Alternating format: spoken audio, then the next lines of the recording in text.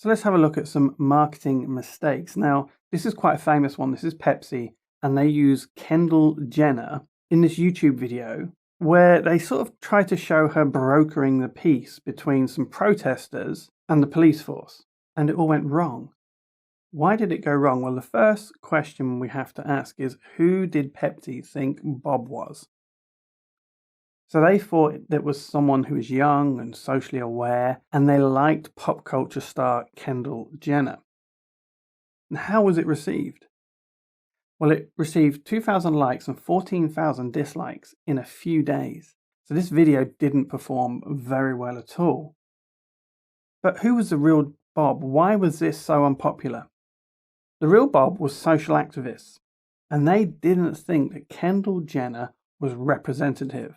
They perceived her to be a white, privileged individual who had no real concern for social activist issues, and therefore they rejected this marketing campaign by Pepsi. So it was interesting that Pepsi were targeting a particular demographic, but they got the unwanted attention from a separate demographic who just saw them as using social issues as a way to sell their drink. And this probably falls back on traditional advertising, where you get someone famous and they endorse your product, and Pepsi were trying to support a social message, but the disconnect between the elements was too big. If they had gone with a Pepsi advert featuring Kendall Jenner, they'd appeal to their young teen audience that they was trying to reach. Or if they'd have gone with a known activist, someone who had direct personal involvement in social activism, then the advert would have probably fared better. So the Bob that actually responded to this advert didn't accept Kendall Jenner as a spokesman for their views or their movement.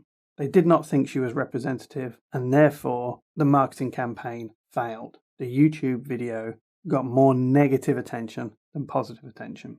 And this is an instance of being a little bit naive about the Bob the marketing is going to reach. And this was Pepsi, who have been doing marketing for many years, and they made a very simple mistake by not understanding who the real Bob was that was going to receive the advert.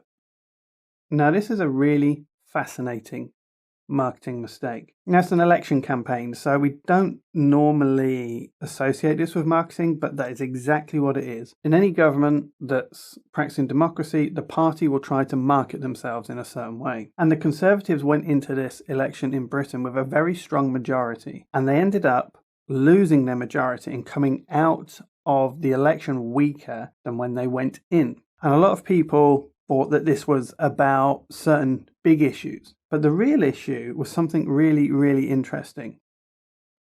The Conservatives have a core voter base of elderly people, and this is really important to understand. Conservative voters tend to be older in general. And what the Conservatives did, they brought out this policy in their election manifesto that basically said that if you're going to care within the NHS, and bearing in mind that these people had paid into the NHS all their working life, if they went into care in the NHS, what would happen was £100,000 worth of their assets they could keep, but everything else went to the government. So this was like a granny tax, and people were up in arms about it. So what the Conservatives were essentially saying in their marketing to their core voter base is, if you vote for us, we will take your house away. We will impose a granny tax and take your house away. And the moment this went broad on social media, their following and their support fell away, because people could see the injustice of the government taking possession of old people's homes because those people needed care from the state, which they'd already paid for.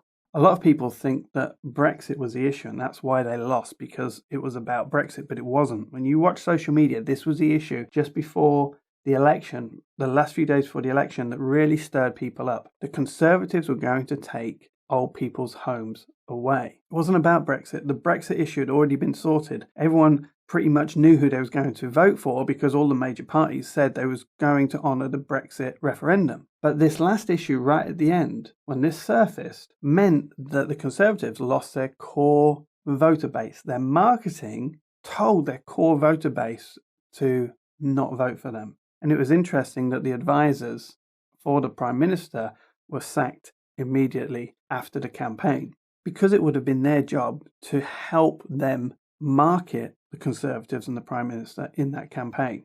So it was a massive mistake by the Conservatives. The Labour Party, however, gained massive amounts of votes. How did they do that?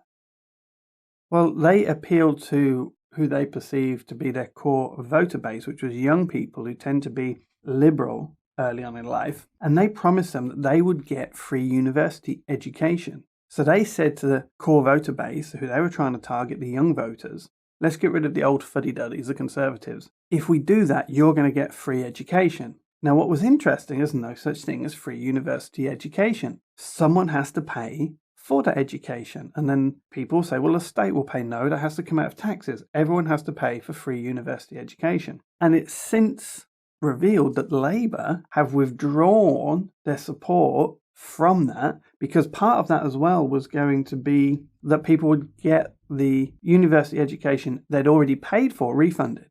So the debt was going to be cancelled. And then when people actually looked at the policy after the election, it was like, well, that was just financially impossible. The country could not fund that.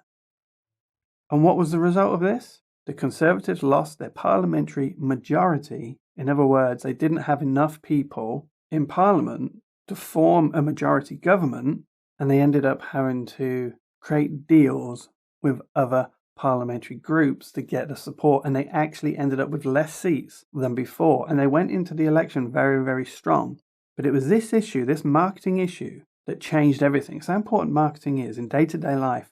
Conservatives said to their core voter base, we're going to take your houses away. The Labour Party said to their core voter base, young people, we're going to give you free university education. One said, I'm going to take something away, and the other one said, I'm going to give you something for free.